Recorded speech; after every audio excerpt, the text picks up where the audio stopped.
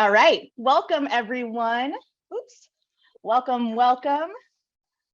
My name is Lattice Feliciano, and I am the Art Grants Manager at Redline Contemporary Art Center. Redline is it's a center of all things art, magic, social justice, community. It's a place where we gather and create and share our work. There's so much happening at Redline, and so I really encourage you to check out our website. Come by and visit us. We have lots of wonderful events, especially if you are in the Denver area. We'd love to see you. So before we kind of jump into all the nitty gritty about the INSITE Fund, I want to go ahead and introduce Louise. Louise, you want to say hello? Hello. Nice to see everybody. Thanks for being here tonight. I'm the executive director here at Redline. I'm actually calling in from the lovely introduction that Lattice gave to our hub here in 5 Points. So it's nice to see all of you and excited to hear some of your questions you have this evening about this grant program that is supported by the Warhol Foundation for Visual Arts and what they do through with different arts organizations across the country to get money to projects like yours, which is obviously our main objective. Literally our favorite thing. Literally our favorite thing, getting money in artists' hands. You all have lots of wonderful ideas and we're excited to hear about them. Louise is going to be kind of watching the chat for questions. We will have kind of designated time for questions at the end of the presentation. But if you want to just get it out of your head, you can throw it in the chat. And Louise will do her best to address the question or just bring it up to our group conversation at the end. All right. So as Louise mentioned, the INSITE Fund is an Andy Warhol Foundation for the Visual Arts Regional Regranting Program.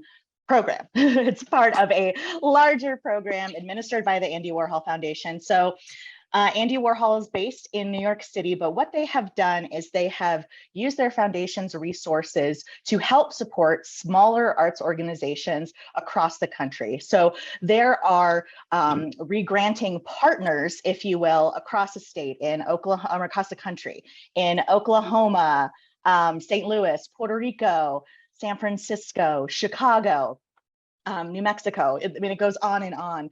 And so we are really privileged to be part of this nationwide effort to get funds directly into artists' hands. And we'll talk a little bit more about there you are. What that it means. I'm looking inside for you like, where's the foo? But there you are.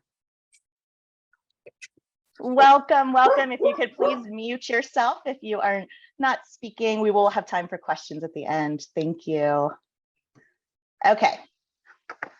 So that's Warhol. Again, we're really excited to be part of this wonderful program. And I really encourage you to check out kind of the network as a whole, especially if you have, collaborators and friends in other cities. These resources are available. Okay. So we are one of 32 funds, and I just listed a bunch of them, but here's a couple more. And what the INSITE Fund does is we award grants of $5,000 to $10,000 to directly support independent artists and artist collectives. So this year we will be giving out 6 to 12 grants totaling $60,000. Now, for those of you who have applied before or have gone through the program, been to one of these info sessions, this is one thing that is new this year is we have changed the granting amount. In the past, we would grant up to $5,000, and the way that the world is unfolding, inflation, just general demands of existence, we have been hearing from you all that the maximum needed to be increased. And so this does mean that we will be giving fewer grants because we will be giving larger grant amounts. So we will be giving up to $10,000. That said, if you are looking to fund something that is under 5,000, like you've got this thing that you need to get done and you know it's got a $3,000 ticket price, by all means apply for that amount. We are just increasing this range to recognize the demands, the financial demands that are on artists right now. And then, of course, the program specifically seeks to support projects that expand the public's understanding of the visual arts and make visible often unseen and under-supported arts activities. And so this is sort of this is broad, can be interpreted broadly, but essentially what we're looking for, and it helps to just think about Warhol and his legacy as well, is we're looking for projects that are taking art and visual arts outside of the traditional setting, and really encouraging people who don't usually experience arts to experience the arts, as well as really kind of pushing the boundaries of what we consider a visual arts experience. So some other new things and updates this year with the INSITE Fund. Now we have expanded our geographic reach for the INSITE Fund. So now projects must take place within a 115-mile radius of Denver within the state of Colorado. So we will continue to prioritize funding Colorado artists. So we won't be crossing over the state line into Wyoming. But what this does mean is it means that we're able to offer this fund to artists in Pueblo, artists who are maybe further out on 70, further east, and then some of those artists a little bit further north and west as well. So the real big impetus was understanding that we have an incredible community in Pueblo, a community of artists that are really working hard, and we want to be able to offer these funds to you folks. So that is a new change this year, that we have expanded the geographic reach, again, 115-mile radius. And I've got the kind of, general geographic distinctions here. Norfolk to the north, so that's just north of Fort Collins, Pueblo to the south, Akron to the east, and then Wolcott to the west. And if you're not sure about where you fall in here, just shoot me an email, we can talk about it. But this visual here is kind of the general radius that we're looking at.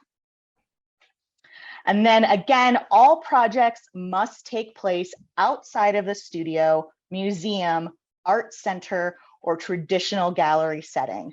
So we are interested in funding outside of these traditional modes, so that, again, the visual arts are being seen by folks who don't normally see them. Audiences are being engaged who don't normally go to galleries or museums. And again, really expanding what is the setting that visual arts can exist in. We want to see, really exciting and innovative ways to show art. All right, so a couple more things about eligibility. All projects must be anchored in a visual arts practice. Now, this is incredibly important. It is the Andy Warhol Foundation for the Visual Arts. So we're really, really interested, focused, prioritizing the visual arts in these projects. That being said, we know that a lot of you are working collaboratively. A lot of you are working cross genres, cross media, and we love to see that. In fact, that's exactly what we're talking about when we are talking about innovative, new, expansive ideas of visual arts.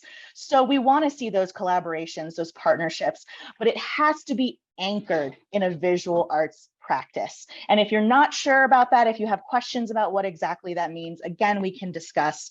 But I just want to make sure that that is really clear. We will not be funding theater. So if I know we can see visual arts and the theater interacting, but anything that is a traditional theater performance will not be funded. Grant funds are intended for individual artists and artist collectives. So this means these funds go directly to artists. We are not funding 501c3 nonprofits. So this grant is not available to museums, galleries, arts nonprofits. If you've got the 501c3, you're not eligible. Now, I know some of you are artists who are working with 501c3s. Maybe you have a partner organization who is going to be, hosting the work or, supporting you in some other way. That's absolutely fine. We love to see collaboration. We just want the main applicant to be an artist, and the funds will go directly to an individual artist. The fund is meant to support short-term initiatives, events, and new collaborations. So we're not going to fund kind of ongoing studio work. You're not going to fund doing something that has already happened. If you're doing something that's already happened, but you're kind of re-envisioning it or bringing it to a new audience or kind of making some changes, a new location, that's absolutely eligible and possible. But we want to see, again, short-term, new collaborations, and things that are really engaging.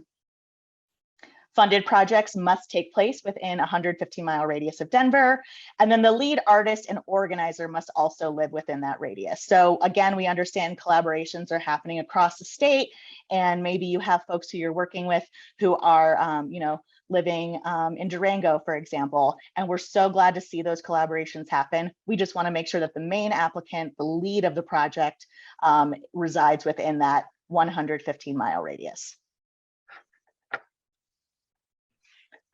All right, some more eligibility.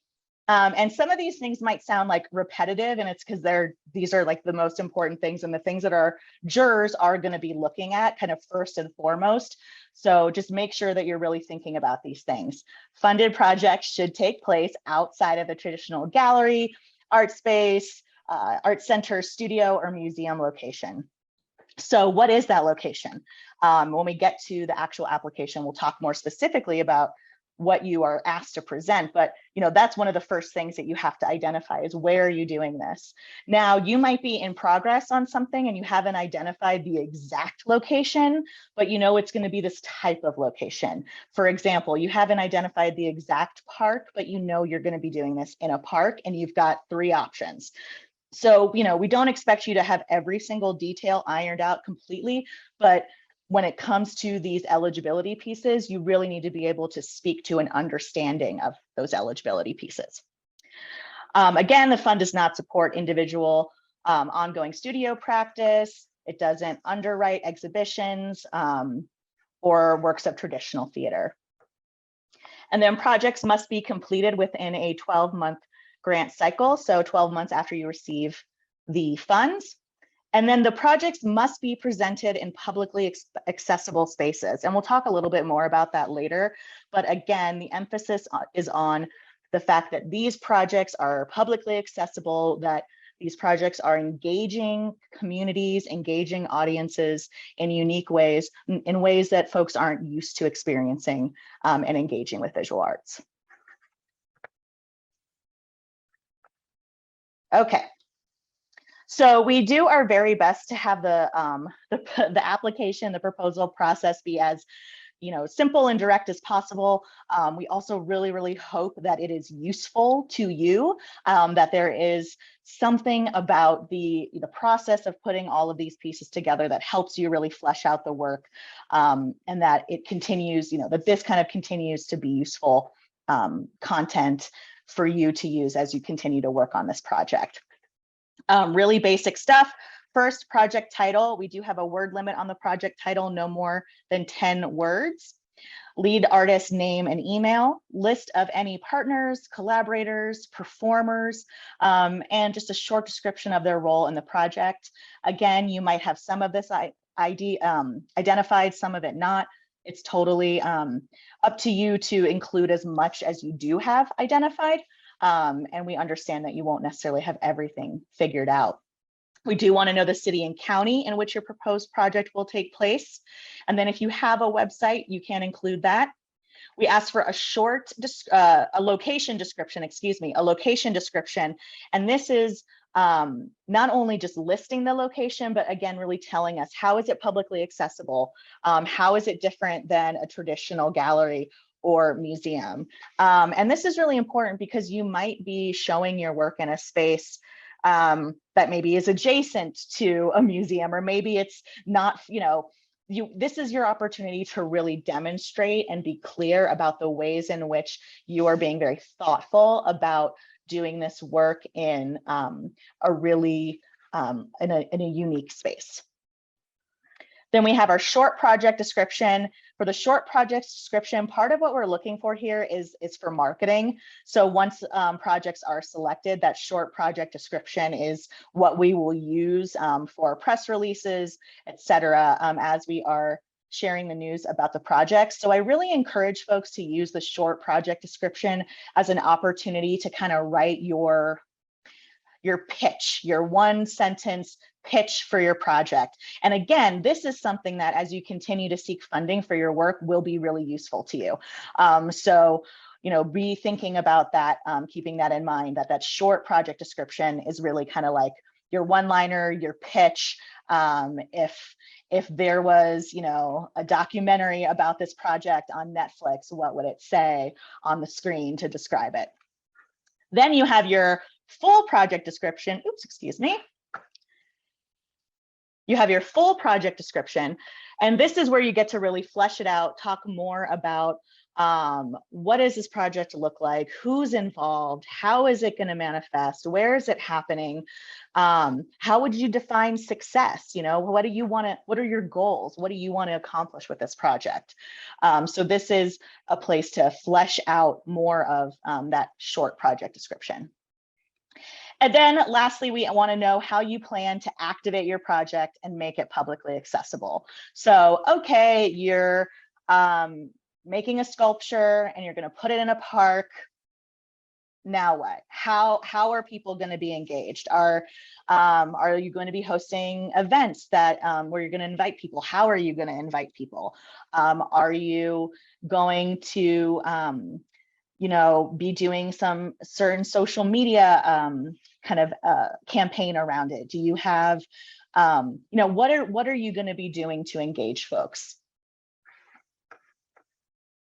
And again, that piece about making it publicly accessible. So how are people going to find it? How are they going to go to it? How are they going to know that it is there for them to participate in? And then the last things we ask for, a project timeline. And again, I can't emphasize enough when you are in the proposal phase of any grant application, so much of what you're doing is dreaming, right? So this is what we hope to do. This is what we want to do. This is the dream, the vision. We know that your project timeline will likely change because things are constantly changing. So as you're putting together your project timeline and your budget, dream big, think about all the things that you want to do, and know that we understand that some things will, shift and change as things truly unfold. We also ask for up to 10 artwork examples or samples. So related previous work, sketches, renderings. If you have, drafts or sketches of what it is you're planning to create, this is a great place to include it. This is also a great place to include content that demonstrates kind of similar work that you've done that is related to what you're proposing. It's also a really good place to include anything else that provides context for the work you're doing. So if you're proposing some kind of guerrilla outdoor film screening, and you've done this before, but you're doing it differently now. Include attach a PDF of a flyer from the last time you did this, or anything that kind of helps to paint the picture for the jury of what it is that you're trying to accomplish and your voice as an artist. I really encourage people. It's up to 10. Use it all. Use all 10, find a way to fill all 10 with content that really tells your story. And then last, we are asking for 3 professional references. This is just a name, email, and phone number. It's not a letter. We don't want a letter of reference. We just want contacts of folks that we can reach out to kind of when it gets to that point in the decision making to say, hey, this person, they want to build this treehouse art museum? Do you think they could do it? Have you seen them? And then, you know, you want to put people who are like, I've seen this person pull off magic. Those are the people that you want to list. All right, our favorite thing, budget. So we do ask that you include a budget. Again, these are things that we know you might not have every single, you know, kind of decimal point figured out at this point in time, but we want to be able to see that you have a vision of what this is going to cost, what it's going to take, and that you're really thinking about all of the details of pulling off a project like this. So I just have listed here some things that we encourage you to include and to keep in mind. First and foremost, artist/design fee. This is your fee. This is paying you to do this work because you are an artist, an administrator, a social media marketing manager, you are an agent and a lawyer, and you're also probably a therapist. And so we want to make sure that you are putting time into paying yourself. And I know it sounds funny, but putting time into paying yourself, meaning you're really sitting down, making a line item for yourself. I can't tell you how often I hear artists put together proposals for incredible work, and then there's no line there for them, and they're just doing it because we love to do it, right? We love to make this work, and we love to create with each other, but we got to live as well. So make sure that you are putting that in there for yourself. Similarly, we want to make sure that you are paying your collaborators. If you have artists you're hiring for various things, performers, partners, anyone who's working with you, we want to see that you're paying those folks. And, you know, that can be kind of, you know, hard to figure out sometimes. And I'm happy to talk to folks to figure out kind of, you know, as you're putting together a rough budget, what's kind of roughly you would say, because you haven't identified those folks yet. But you do want to make sure that you're keeping that in mind as well. Make sure you include materials, workspace, if there's venue, rental space that you need to keep in mind, if there's equipment you need to get, marketing, advertising, communication, any installation costs, you need to rent a lift. I mean, that's a huge cost, right? Like, what do you need to pull this off? Everything from, you know, big machinery to literal nuts and bolts, right? Documentation. You know, we will help a little bit with this, but we really encourage you to keep this in mind as you're budgeting for your project. You want to photograph it? Do you want to have someone come and video? How do you want to capture and document both the process and the completed work? And then last, the dreaded reality. Taxes. Please keep taxes in mind as you're putting together your budget. Hilarious, because tomorrow is tax day, I believe. So we're just, you know, very timely right now. But I have done this to myself more times than I'd like to admit, and I see artists, other artists do this all the time, where you put together this wonderful budget and you've got this line item to pay yourself, and then you kind of forget about taxes, because like, who's ever thinking about taxes? And then you realize that you have to pay for your taxes for this grant. Your grant will count as income.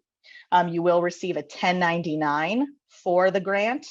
And so you don't want to put together an awesome budget, an awesome project, and then realize that you actually need to fork over your entire artist fee to cover taxes. It's like the biggest bummer.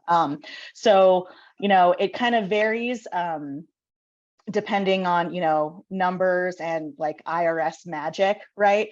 But I usually recommend saving anywhere between 20 and 30% of a grant that you receive to put away for taxes. 30% is incredibly, what's the word? Just being very safe. That's very safe. And Louise, I mean, she's got a million tips and tricks on these things, and we have some other resources we can point you to for help with taxes, because taxes as an artist, I just don't like it. I don't like it. All right, so those are just a list of things we think you should include in your budget. It's not, everything. There are other things. You might be doing something with scuba diving. I don't know. And there's like a whole line of scuba related needs that I can't even imagine. So really just take the time to think about everything that you will need to pull off your project. Okay, so we will, just to give you a little bit of information about the jury process. Applications will be reviewed online by a jury of 5 local and national jurors. So we've got 2 national jurors, folks who are from out of state, and then 3 local jurors. And I'll tell you a little bit more about them in a moment. In August, the jurors are going to meet in person at Redline to discuss scores and make final decisions for the final grant recipients. So things that the jury is going to be considering, and I've talked a little bit about this. First and foremost, location. Is it in the geographic region?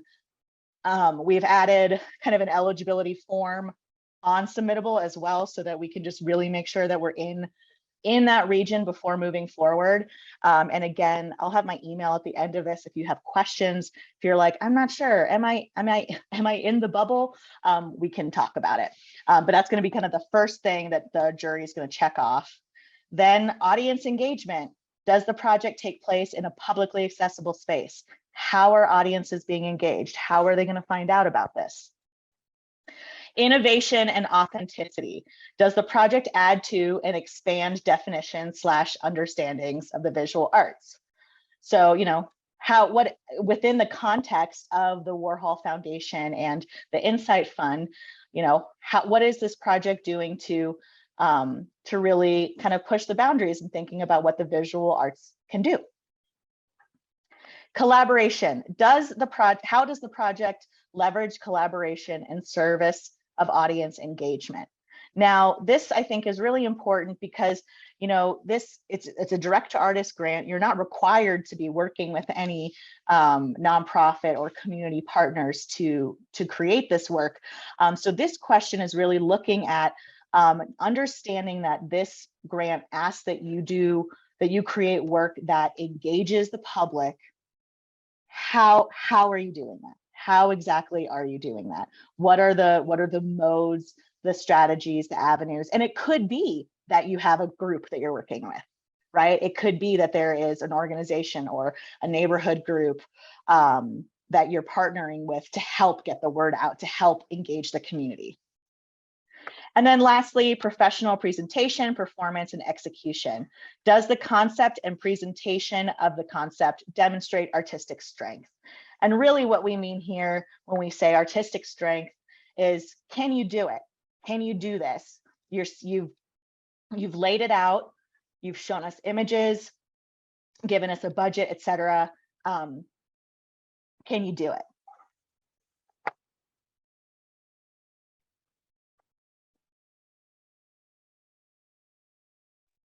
Excuse me. All right. Our jurors.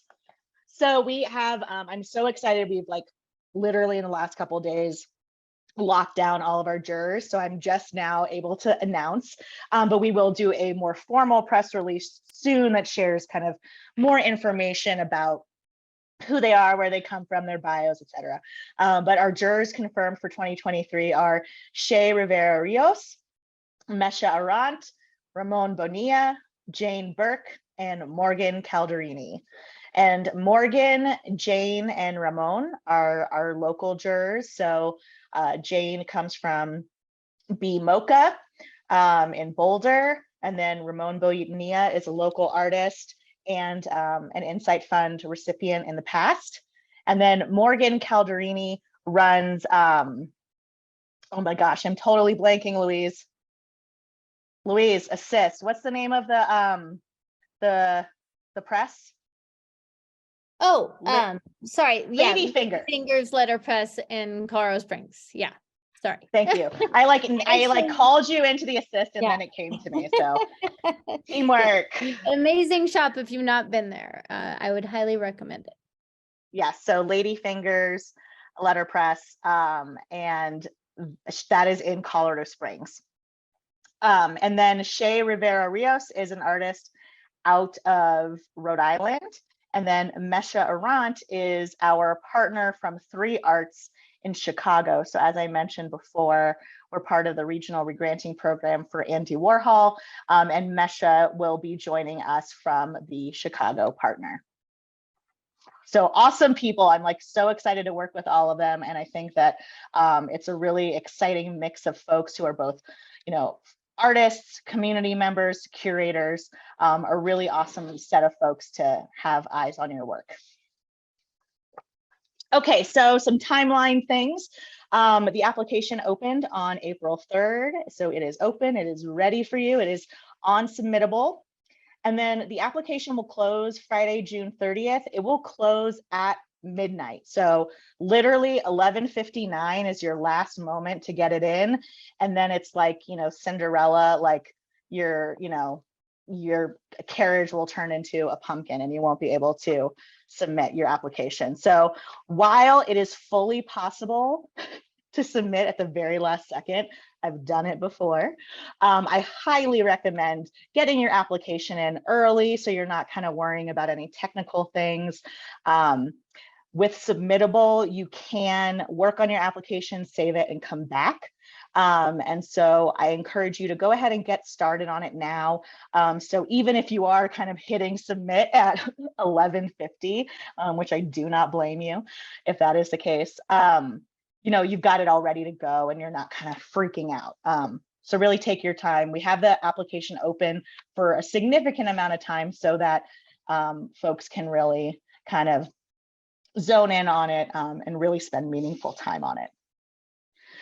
We will let folks know in September about grant awards, and then in October, we will be announcing the awards officially. And that's when we will be sending checks out / handing out checks. And then November 2024 is when your report will be due. And so I'll go over reporting for all grantees as that gets closer, but it's essentially just telling us what you did with the funds. We try to keep it pretty low lift, but essentially the grant period will end November 2024, unless something happens with your project. You know, we're always willing to be flexible and hear what happens and talk things through if needed. All right, and then I have my contact information here, as well as our website for the INSITE Fund. All of this information is on the website as well, and I will update with the new PowerPoint slides as well as the video when they are ready. So all of that information will be there. We also have past grantee projects you can look at, which I really recommend kind of seeing what has been funded before. And there's also on our website, I just added office hours. So I will be offering office hours both in person and on the phone.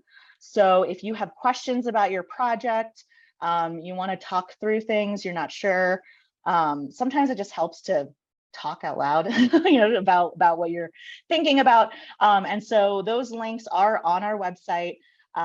Limited office hours, once they're filled, they're filled. But I will be offering phone calls as well as a very limited amount of in-person office hours that will be at Redline. So again, those are on the website. And actually, I can maybe just show you real quick.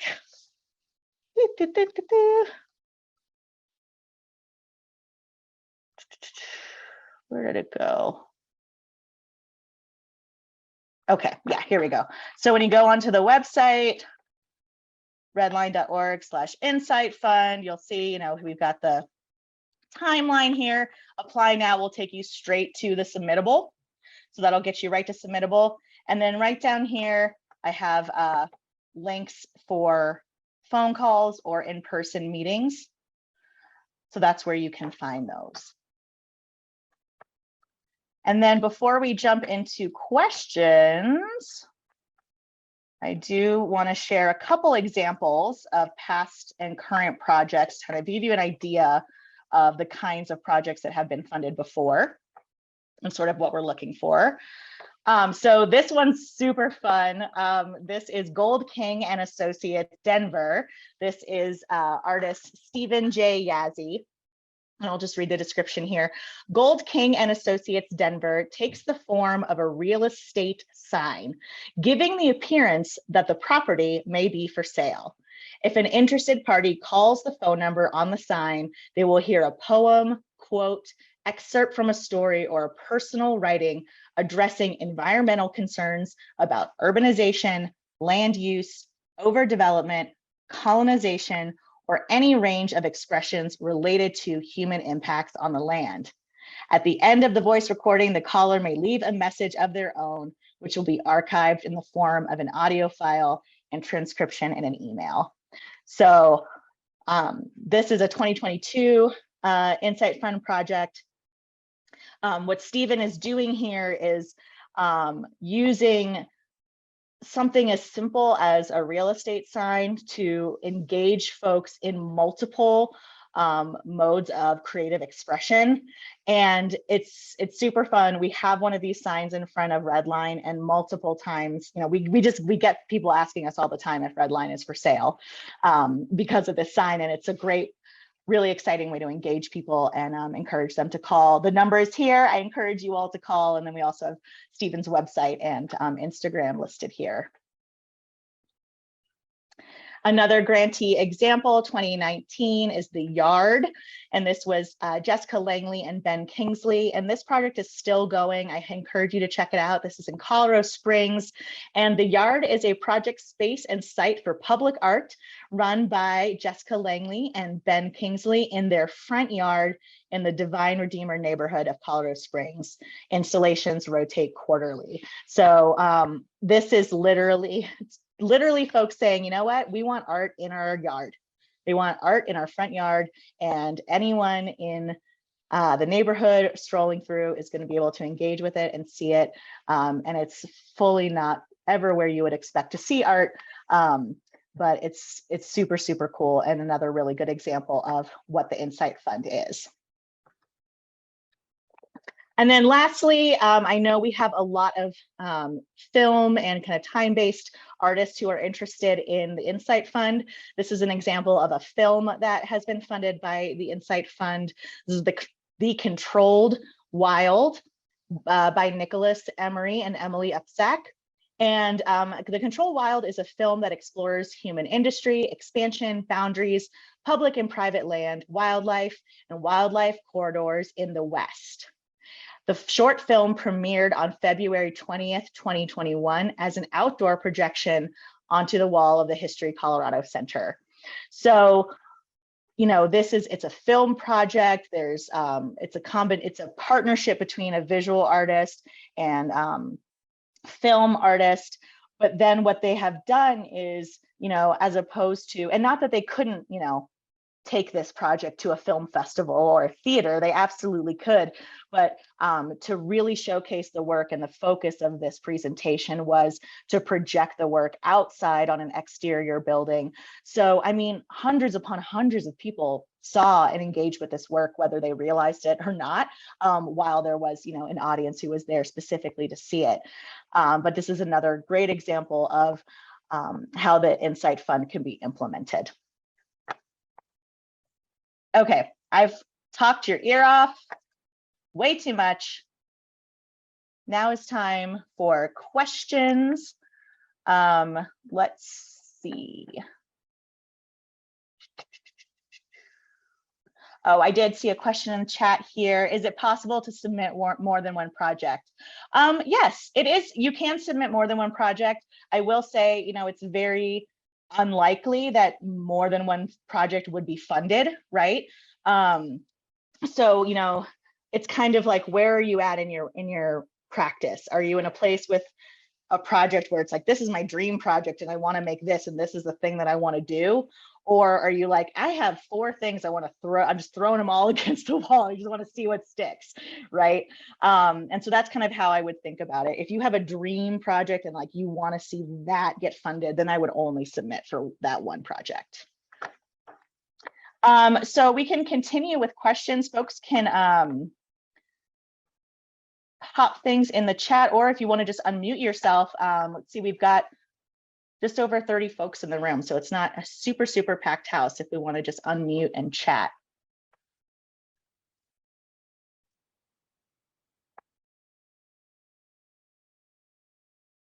All right, I guess I'll be seeing everyone in office hours, which I look forward to. I enjoy chatting with you all. It's really fun. For context, I'm also an artist in addition to my administrative work with Redline, and really love talking to you guys. We have one that came up, and I'm hoping that I'm getting this name right from Jenna. Do you have confirmed where the space is going to be? What exactly do you mean by that, Jenna? As far as like, sorry. no, So, that's fine. just curious if you want it to be an outdoor space, where something's going to happen, do you have to have the exact location confirmed at the time of writing the grant? Or is it kind of like, I want an outdoor space in downtown Denver or something like that? Yeah, that was one of the things I was gonna offer too, for those of you who, you may have questions about your locations, or you may need support in kind of securing, potentially in public spaces, which may require permitting from the city, to kind of reach out to myself or Laura's, and I can put my information in the chat too, to help kind of navigate some of that stuff. Redline has, a lot of, kind of partner locations that, involve not only non-traditional art spaces, but also exterior spaces. So we could potentially help those of you who maybe have some undetermined, undetermined locations for your project. Yeah, and just to add to that, Louise, thank you. I think it's really good to have an idea of the kind of space, like you're saying, if it's like an outdoor space or a park or whatever, being able to articulate your vision for the kind of space, even if you don't have a solid specific place figured out. I hope that helps. Yeah, and of course, the city and county that you plan to do the work in, so give the jurors as much as you can when it comes to helping them visualize it, mentally visualize what you're trying to do. We have a question from Emma about will there be an interview or further communication with the Redline once the applications have been turned in? So we don't do interviews for the INSITE Fund. Once the applications have been turned in, our jurors are going to use a rubric to review the applications, score the applications, and then the jurors meet and decide, and we will make our decisions and share in September those decisions. So there's no interview process. We do offer a limited amount of feedback calls after the grant process. So if you were not awarded a grant, similar to the office hours that I'm offering, I will do a limited number of calls giving folks feedback on their application, so you can kind of get a sense of, what maybe you could work on or what could be stronger. And then we have another question: what is short-term initiative exactly? Basically, the idea is that the project is going to happen within the year, within the calendar year. And, we don't expect you to create like a permanent public artwork. It's a $10,000 grant. You're not going to, you're not going to create something permanent, long lasting. Now, will the experience and the value and the joy be long lasting? Absolutely, I'm sure. But we're mostly just kind of emphasizing that we don't expect you to create something that is permanent. Yeah, the idea that they're trying to get to is kind of more these happenings, essentially like a versus, building a sustaining program or an organization out of this thing, or, but these project ideas that you have had and wanted to realize, and this fund can help you realize, and then of course it's on to the next project. Right. I know the reality of artists is something like, I don't know how you guys choose this work, but I'm here every day to support you. But boy, are there so many unknowns. We're literally insane. I know. It's why I'm solidly in the advocacy role for you all. Some more great questions. John asked, can your proposal take place during another event in a public space? The event is not art specific, but involves a community. Absolutely. I think that's a really great example. Like for example, if there's like a farmer's market, like farmer's market, you don't immediately think art, right? You think vegetables, but I could totally see something really cool and weird happening at a farmer's market. Yeah, and Kate, in terms of yeah. How did past projects measure success? Warhol has basically a report form. So in some ways, project success is in some ways measured as they ask you to measure it in terms of the reporting guidelines. But of course, they look at like how many people were able to interface with your event, and it's kind of like they ask you for like the successes and challenges. So as far as like really strict evaluation measures, it's definitely not intense. It's more trying to just provide a space for reflecting on how the project did and who was able to engage with it. Yeah, thank you, Louise. I mean, basically it's like, and I'm still learning this, but you can't really know, you can't evaluate and know like if you did good, if you don't know what you were trying to do. So it's sort of encouraging you to really think about what are you trying to do so that you're able to later say, did I do the thing that I was trying to do? And to Lizette's, your point, your question, you can include all the links. I would say just, that can go in the additional section as far as versus just one member link. Like I do think you need to make it clear that it's a collective, and if there's a lead artist, obviously that whoever is applying, but you can of course add all of the related artist information. And oftentimes the jurors will have the headspace to dive in and explore all of the links you provide. So I wouldn't hesitate. Yeah, absolutely. And again, to my point about, the attachment section, it's a great place to attach a PDF of, if you want to have like a PDF of a bunch of links, you can have all the, every member of the group's links, and then whatever else, you might want to share. Yes, Cam. Hey, just really appreciate all the information you guys been sharing with all of us. And we meet most of the criteria for this grant. However, we are a gem, jewelry, and art collective here in Denver, and we're kind of like an industrial area. So we have a whole lot of ideas that would all be facilitated inside our space. And it's like a jewelry store slash gem store slash art gallery. However, it's not the traditional gallery. So I figured like just intuitively that off the bat, that traditional gallery, we would probably still fall into that realm. And I was just kind of wondering like specifics on that. Is that probably kind of like a right off the bat, like this needs to happen in an outdoor public area, like first and foremost? Oh, it doesn't have to be outdoor. And it sounds like the way you're describing your space, it sounds like it's already kind of an experimental and non-traditional space. Yeah. So that's dope. And we want to That's support fun. that. Yeah, that sounds awesome. Yeah, I think it's like Warhol's The Factory. Like, it's just like how artists have actually created these spaces that are not, institutions or 501c3s, but really, are created because artists have needed spaces to create work that do not require institutional relationships, which is kind of one of the main threads that the program really tries to get at, is that, oftentimes it does require an institutional relationship to have access to grants or spaces. This is trying to remove that barrier, and so that artists can have access to resources without those type of relationships being necessary. Wonderful. Thank you for your time. Surely. Yeah, thanks, Cam.